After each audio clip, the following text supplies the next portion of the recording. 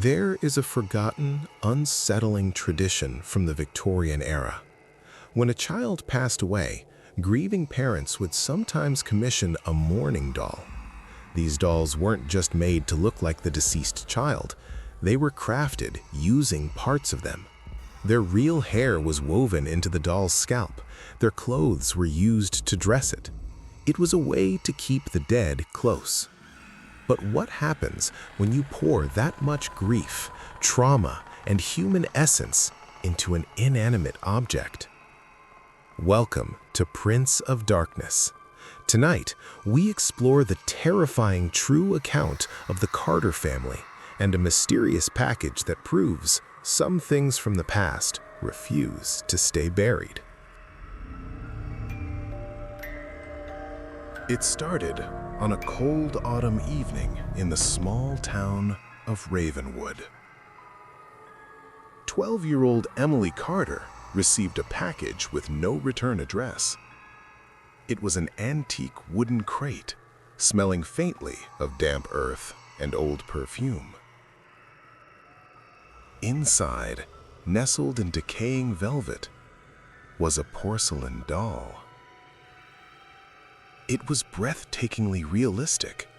Its skin was pale, its blue eyes possessed an unnatural depth, and its golden hair was surprisingly soft. Emily's mother, Margaret, felt an immediate, instinctual repulsion. There was something deeply wrong with the doll's proportions. It didn't look like a toy.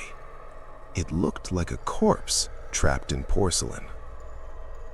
"Let's put it in the attic," Margaret suggested, her voice tight. But Emily was mesmerized. "No," she whispered, her fingers stroking the doll's golden hair. "Her name is Eliza. She belongs with me." That night, Eliza was placed on the shelf directly across from Emily's bed. And that is when the silence in the house began to change.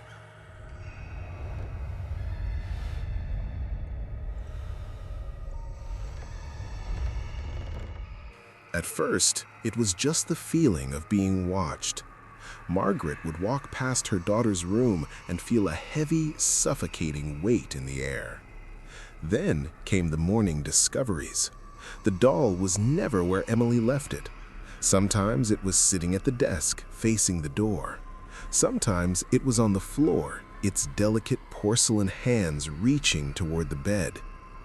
Emily claimed she was sleepwalking, but Margaret noticed something far more disturbing. Emily's personality was deteriorating. She stopped going outside. She developed dark circles under her eyes. She spent hours sitting on her bedroom floor, whispering to the doll. The breaking point happened on a Tuesday night at 2 a.m. Margaret woke up to get a glass of water. As she walked past Emily's room, she froze. She could hear whispering. She pressed her ear against the cold wood of the door. Emily was talking in her sleep, but she wasn't alone. Margaret heard Emily's soft, high-pitched voice ask, "Why does it hurt?" And then a second voice answered. It came from inside the room. It sounded like a child, but it was raspy, wet, and echoing as if speaking through a throat filled with dust. It whispered, "Because you are forgetting me."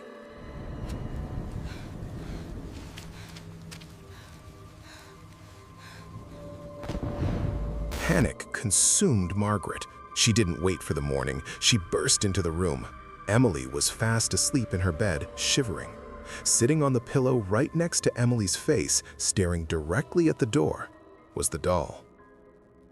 Margaret grabbed the porcelain figure. The moment her skin touched it, she recoiled. The doll wasn't room temperature. It was warm, almost feverish.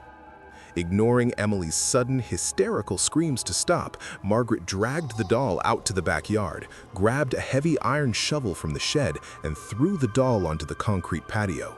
She brought the shovel down with all her strength. Crack.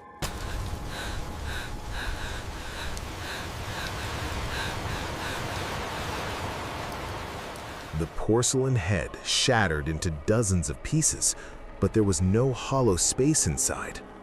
Margaret fell to her knees, trembling uncontrollably as her flashlight illuminated the debris. Packed tightly inside the doll's head was a dense, matted ball of human hair, dried bone fragments, and a collection of tiny, yellowed human teeth. It wasn't a toy. It was a reliquary, a tomb. And as the wind howled through the trees, Margaret heard that same raspy, dusty voice whispered directly into her ear. "You broke my house."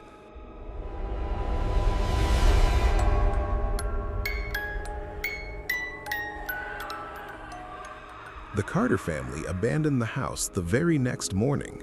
They left everything behind. The history of the doll was never fully uncovered, but urban explorers who later visited the abandoned Ravenwood house reported something deeply unsettling.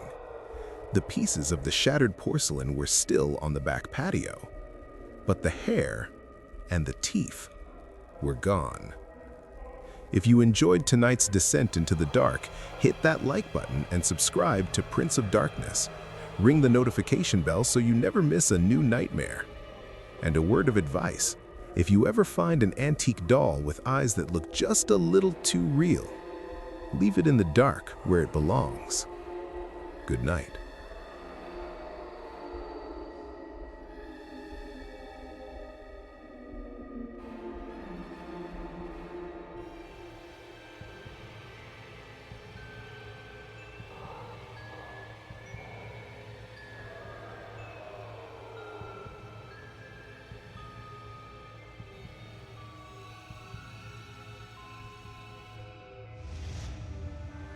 Prince of Darkness.